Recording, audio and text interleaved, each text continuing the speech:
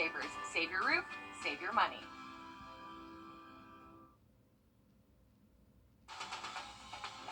Live from Augusta, you're watching News 12 at 6 o'clock. Good evening. If you stepped outside, you might have noticed it's pretty warm. We'll take a closer look at your Easter forecast in just a moment. But first, the calendar is about to flip to April, and Augusta is teeing up for Masters. First, the Augusta National Women's Amateur Golf Tournament will take place starting next week, and then Masters. So we get close to one of the busiest time of year for our region. Our Audrey Dickerber checked in to see how homeowners and rental properties are getting ready. Audrey, you spoke to some rental companies. How's this year look compared to last year? Patron Properties says they have seen an increase this year for Masters rentals and even more of an uptick when Tiger announced he was coming back to the Masters. The process started back in August and they are still renting homes with Masters right around the corner. It's crunch time and people who are renting out their homes are doing everything they can to prepare, such as decluttering rooms and closets, working on the yard, changing bedding, and more, making sure their house is ready to go. Some people even build their homes in a way to ensure that it will be rented out for Masters Week. So since COVID, everybody was so excited to be able to come to the Masters, and it definitely over those years has increased in business and the rentals have gone up. Preparation for rentals might have been happening for months, but around the city you can see Augusta start to prepare in many ways as well as we get ready for Masters Week. We'll have more on this at 11. An awesome look inside. Thanks for that, Audrey. Now we're going to take a look at weather now with a live look at Riverwatch and I-20.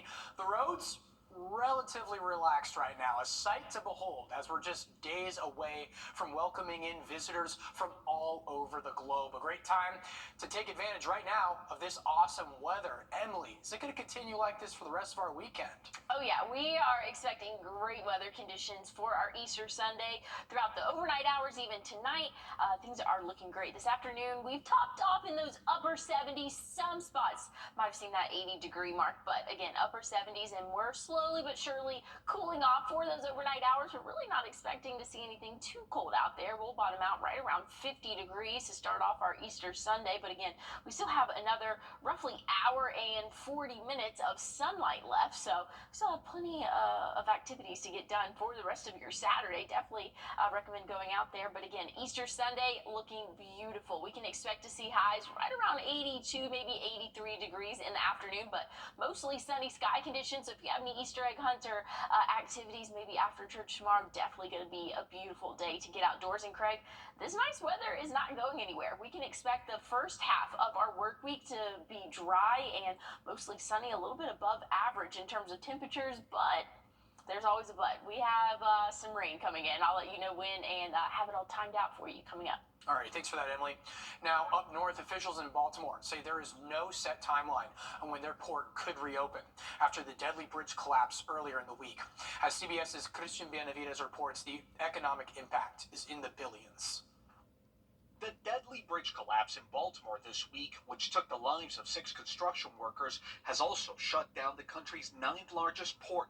Today marks the beginning of the wreckage removal process. Even after that initial lift takes place, there still needs to be an understanding of what forms of adjustments have happened. How has lifting that one piece and begin the removal process, how does that impact the remainder of the bridge that still sits? Meaning we do not know when the port can reopen. A large part of the wreckage will need to be cleared for the channel leading to the port to allow ships to pass. Directly, the port supports over 15,000 jobs. And so we still do not yet have a timeline as to when we can actually begin lifting pieces off of the dolly, but we know that today is a remarkably important moment, but one that still is going to take further evaluation as to what type of impact that's going to have on the remainder of the mission. An estimated 2,000 to 3,000 tons of steel are now sitting atop of the cargo ship dolly. On the way, 7 floating cranes, 10 tugboats, 9 barges, 8 salvage vessels, and 5 Coast Guard vessels, a fleet tasked with cleaning the 700-feet channel. The Department of Labor is also looking at options to help those workers directly employed by the Port of Baltimore. When there's no ships here, no cargo, there's no work. So it affects us greatly. Engineers say It could take years to rebuild the Francis Scott Key Bridge. President Biden, who will visit the site next week, says he intends for the federal government to pay for the cost. Cristian Benavides, CBS News. And this week, companies, including top U.S. automakers, began rerouting shipments from the port, which last year saw more than $80 billion in imports and exports. 140,000 jobs in the area are related to port activity, providing a combined $3.3 billion in personal income, according to a CBS News analysis. Now over to spring break. Travel is in high gear as TSA reports yesterday was the 10th busiest day of all time.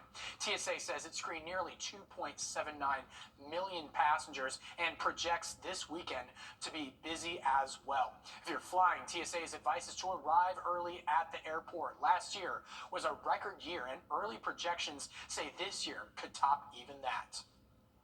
Now, tens of thousands of police officers attended the funeral for a New York City police officer today. He is the first NYPD officer unfortunately killed in the line of duty in 2 years.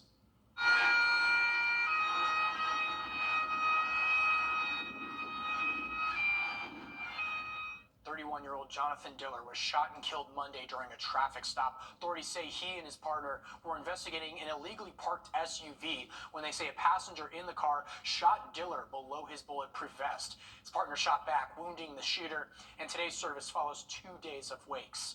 Former President Trump and New York's governor attended, and the mayor of New York spoke at today's funeral. And I hear over and over in my ears, I've been shot, I've been shot, I've been shot. And even with the acknowledgement that he was shot, he fought and took the gun out of the hand of the person who would take his life. A suspect was charged with Diller's murder on Thursday. He leaves behind his wife and 1-year-old son. Now, the mayor of Memphis, Tennessee, says the city will follow state law after their governor signed a bill which blocks police reform like the one inspired by the killing of Tyree Nichols. Nichols died days after being severely beaten by Memphis police during a traffic stop, and Memphis eventually passed an ordinance last year that prohibits police stops for minor infractions, calling it the Driving Equality Act in honor of Tyree Nichols. This state signing now blocks that local law. The people of Memphis spoke loud and clear. Our city council overwhelmingly passed 13-0 those ordinances. And so I think it's important that local elected officials are able to dictate their path and future. It's been passed into law now. Certainly we're going to follow the law. And states like Virginia and cities like Philadelphia have taken steps to eliminate pretextual stops. Now to the airways. AT&T is investigating a leak that dumped millions of customers' data on the dark web, including personal information such as social security numbers. It says the leak happened nearly 2 weeks ago and appears to involve data from 2019 or earlier. Still, more than 70 million current customers, along with more than 65 million former customers, are affected. AT&T is contacting those affected customers and has reset their passcodes. It's also offering free credit monitoring services. Now, on a lighter note, the weather was warm and children were able to head out and go Easter egg hunting all around the CSRA today. This video from Patriots Park in Columbia County, the Easter egg scramble event. The excellent scramble was split into 2 different times for younger children in the morning and older children in the afternoon. Aside from eggs, there were balloon animals, a hair booth, and kids got to watch the movie Hop. We caught up with 2 brothers that were ready to start looking for some eggs. Well, we just got here, but I'm ready to eat, take some of his candy. Hey, you better not. It looks like a fun time for all involved, and there were supposedly about 50,000 eggs that were hidden there. An excellent time for competition. Now, coming up, storms are whipping through the west, how they are impacting weekend travel plans, and our full forecast after the break. In just 1 week, it visibly reduces wrinkles, firms, and brightens skin. Revitalift Triple Power by L'Oreal Paris. A multi-threat storm system is whipping across the southwestern U.S., bringing high winds, heavy rains, snow, and possible landslides from California to Arizona. Laura Agui here has more on how cities along the West Coast are bracing for severe weather holiday weekend. We left earlier than usual because we thought this would happen, and sure shooting it did. Even travelers who planned ahead are finding themselves in slow-moving snowbound traffic in Northern California.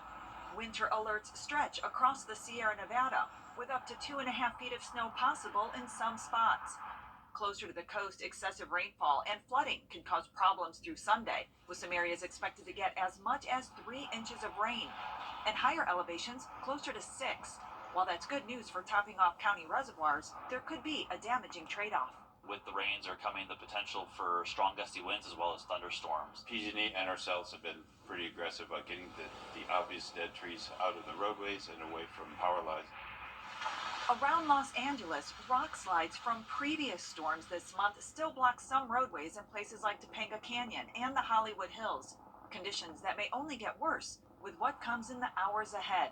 It's too dangerous to have our workers go in there still with falling boulders, and the ground is saturated. You know, you just always have to be prepared. The weather can be so extreme. In the Lake Tahoe area, local forecasters predict up to 30 inches of fresh snow could blanket the region, with a winter storm warning in effect through Sunday, which many skiers and snowboarders may welcome. Took a couple laps, get some powder in right now, got some good turns. It's a good day out there. Well, I don't believe snow and landslides are in store for us, Emily, but it sounds like we have some more of this good weather today carrying over into the rest of the weekend, but maybe a hint of rain. Yeah, well, Craig, we're actually going to be dry throughout the rest of our weekend, so we're not having any issues here, again, for our Saturday and Sunday, and it feels like it's been a minute since we've been able to see that, so thankfully, yeah, things are looking good for the rest of our weekend, brought to you by yours truly, so you can write me a thank you card in the mail. I'm just kidding, but anyways, right now we're sitting at 77, beautiful sky conditions for our Saturday evening, so if you have any dinner plans, I would love to recommend taking that outside. Again, those winds coming from the west-southwest at about 11 miles per hour, so a little bit windy out there, but overall feeling great. And that's the same story for the rest of the CSRA, sitting in those upper 70s. We'll slowly but surely start to cool off as we inch closer to sunset, which is well after 7:30 tonight. So we are expecting to stay dry again throughout the overnight hours and throughout the day tomorrow. So we'll start off our Sunday morning right around 50 degrees by the time most of us are getting out and about, and then we will see plenty of sunshine, so that's going to warm us up into the 80s by the afternoon hours. A little bit of cloud cover will come into play for the later evening and overnight. So to start off our Monday, we'll be right around 60. So definitely a warmer start to our Monday morning, and that will lead us to a warm Monday, excuse me, I'm getting my days confused, a warmer Monday afternoon. But let's take a look at temperature-wise and really the big setup of what we're seeing. There's a trough well out to our west, really even off the coast of California, that's eventually going to be making its way towards us. But again, we have some warm weather for the start of our week. That trough will eventually start to dip down, and that's going to bring some rainfall come late Tuesday, really into Wednesday. That's when we'll actually see those impacts in terms of rainfall for our area. But by the time we get to Thursday and Friday, we will be dry, just a little bit cooler out there. So cooler temperatures are in store for us if you do not like these warmer afternoons. But tomorrow is definitely going to be a warmer afternoon for our Easter Sunday. We'll warm up to right around 83, so definitely a warmer afternoon out there. And then for the start of our work week, we'll be in those low 80s, which is well above average, but then we're going to see some rainfall late Tuesday night, really throughout the early morning hours. Wednesday, not expecting any severe storms with that, just some rainfall for us, but that's going to cool us down. I mean, a drastic difference between Tuesday's high and Thursday's high, Craig, about a roughly 18-degree difference there. So a big roller coaster pattern coming for us, but at least only one day of rain on the 7th day, and that's really good. That's huge. I mean, just to piggyback off of you, Emily, like you were saying, so many weekends in a row of that bad weather. Love seeing it sunny this weekend. Definitely take advantage of that, y'all. Now, a kayaker was saved after being stranded at sea for 11 hours. How it happened when we get back. You can mark. First Alert Radar, powered by Jim Hudson Automotive Group. First Alert Radar, powered by Jim Hudson Automotive Group. Usually what's lost at sea is not found in good condition, but one man has a tale after being stuck out at sea with just his kayak. Jillian Brooks has more on his story. You know, my body was sitting up tall and I was basically just a big sail. Chris Smelly packed his kayak with his fishing gear and paddled out into the Gulf just after 8:30 Thursday morning. What he didn't realize was that the wind was much stronger over the open waters.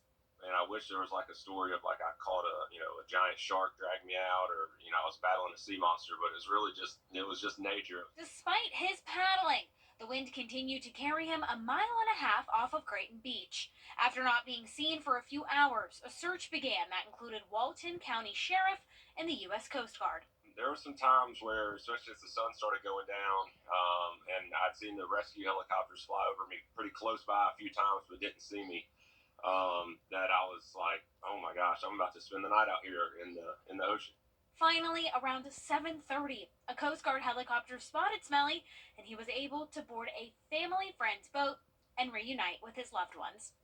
And they had been out searching for a couple of hours, and they happened to be the closest boat by. So when I got picked up into the boat, it was with two family friends, and so that kind of was neat, and rode in with them.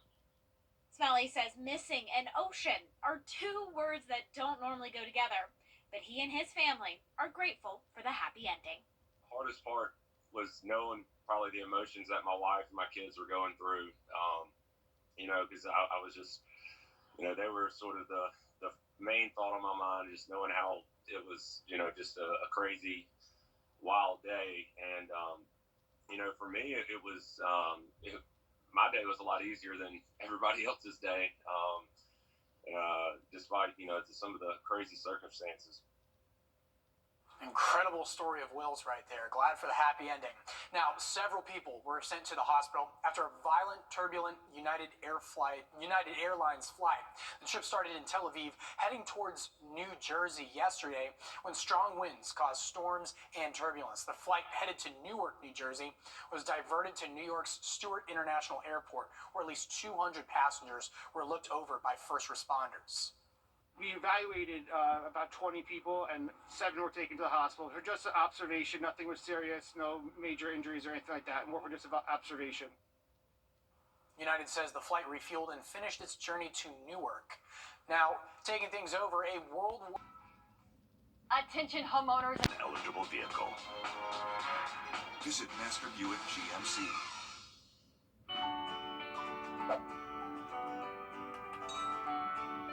Trust meteorologist Emily Acton for your first alert. One more story before we go. It's a creative way to preserve memories of a special day. Aolise takes us inside a Vancouver, Washington flower pressing studio. So flower pressing is an ancient Japanese art form. And as you can see, it takes a long time just to do one petal. So while I've been meeting women on the worst day of their life, I'm now meeting them on the best day of their life. Daphne Anderson was once a forensic nurse, but now she's the owner and artistic director for Wrdw, a boutique flower pressing studio in Vancouver. Now, while Anderson and her team specialize in weddings, some people will spend in the upwards of, $10,000 on a bouquet, and they literally will throw it away as soon as the ceremony is over, or give out flowers to their guests. And this way you can actually preserve your entire bouquet and keep it for a lifetime. They also preserve flowers for other types of occasions too, from proms, graduations, and memorials. The art of flower pressing started in Japan in the 16th century and slowly caught on in the UK and US in the 1800s. Anderson's own journey with the art form started with the sudden passing of her brother. I was really kind of wrecked by grief, and my husband, who's an engineer, made me a flower press. And I just started pressing flowers every day. Officially launching last summer, the studio has produced over 100 pieces. Anderson says clients can expect to see a finished work in about 6 months. So once the flowers are received, we press it, and when we press it, it means that we take it apart petal by petal, and as you can see here, there's like all sorts of petals, and then it goes through a period of paper changes, and all paper changes do are help us remove the water from the petals, and that takes about a week to 10 days. Let's go see what Andy's doing. then the flowers rest for 3 months until they are ready to be color corrected. And there is going to be some color change because we're taking a live plant and we're, drying it out and letting it last a lifetime. But when I color correct, they can have their original color. From here, Anderson designs the piece that gets delivered to her clients. She says that she's happy to bring joy to those with an art form she truly enjoys. Our memories kind of fade, and this is just kind of like a titch every morning, like it just kind of reminds you of your wedding day. Beautiful treat there, Emily, and great weekend for it as well with our blooming here in the CSR. Yeah. Thank goodness the pollen is started to get out of here almost completely, and we won't have any more rainfall in the next couple of days to wash any more away, but I think that we're fine with it. Hey, it's dry on a weekend. We're thankful for it, especially for Easter Sunday tomorrow. We'll be warming up into those 80s. Going to see mostly sunny sky conditions there, and that trend's going to continue into the start of our work week. And then we'll see a little bit of cloud cover by Tuesday, late Tuesday overnight. That's when that rain chance comes into play, but we'll really see that throughout our early morning hours Wednesday, but cooling off a little bit for the end of the week and into next weekend, Craig. Thanks for that, Emily, and thank you for joining us here on News 12 at 6 o'clock. Be sure to tune in for more news, weather, and sports coming up at 11.